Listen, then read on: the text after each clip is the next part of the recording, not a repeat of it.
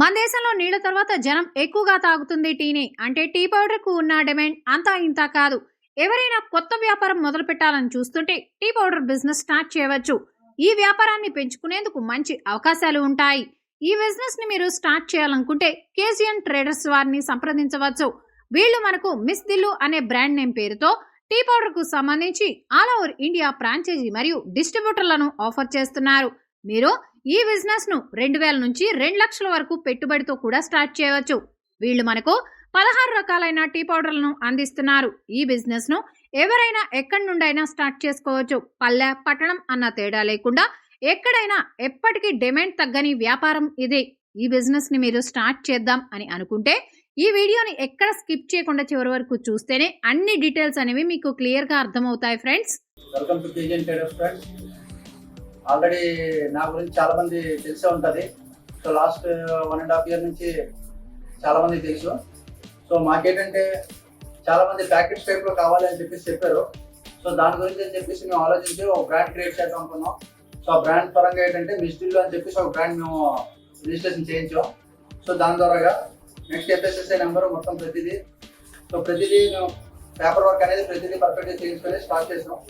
So మేము ఏంటంటే ఇప్పుడు ఈ ప్రోడక్ట్ గురించి ఏంటంటే క్లియర్గా చెప్పాలనుకుంటున్నాను. మేము 3 కేటగిరీలు ఇవ్వడం జరుగుతుంది. సో ఒకటి ఏంటంటే మినీ ఫ్రాంచైజీ, ఇంకోటి ఏంటంటే ఫ్రాంచైజీ, ఇంకోటి డిస్ట్రిబ్యూటర్. సో ఒక దాని గురించి ఎక్స్ప్లెయిన్ చేస్తాను. ఇది మినీ ఫ్రాంచైజీ అండి. ఫస్ట్ చెప్తున్నాను. మినీ ఫ్రాంచైజీకి ఏంటంటే ఈ ప్యాకెట్ చూసారు కదా, ఈ ప్యాకెట్ కానీ లేకపోతే ఈ గ్రీన్ కలర్ ప్యాకెట్ కానీ గ్రీన్ రెడ్, సో 2 ప్యాకెట్స్ వస్తాయన్నమాట మినీ ఫ్రాంచైజీ. వీళ్ళు ఏంటంటే ఇంటి దగ్గర ఉండి ఏమైనా చేసుకోవాలన్నా లేదా సరౌండింగ్ లో షాప్స్ ఏమైనా చేయాలన్నా సో చేసుకోవడానికి ఇది బెస్ట్ మాట మినీ ఫ్రాంచైజీ అనేది. ఓకేనా? ఇదేమో నేను చెప్పినట్టుగా మినీ ఫ్రాంచైజీకి ప్యాకెట్స్ టైప్ లో సేల్ చేసుకోవచ్చు.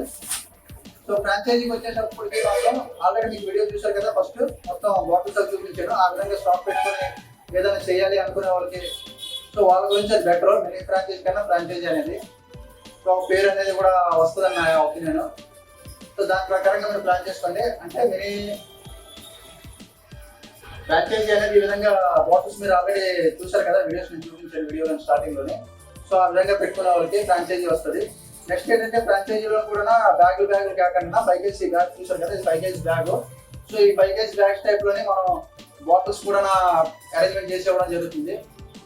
సో బెటర్ అనేసి నా ఒపీనియన్. ఎందుకంటే ఒకేసారి 30 kg బ్యాగ్లో తీసుకుని పెట్టుకుని చేసుకోవాలంటే చాలా ఇబ్బంది. అది కూడా అమౌంట్ కూడా చాలా ఎక్కువ వెళ్ళిపోద్ది. సో దాని గురించి చెప్పేసి బ్యాగ్స్ అనేది నేను ప్రొవైడ్ చేయడం జరుగుతుంది.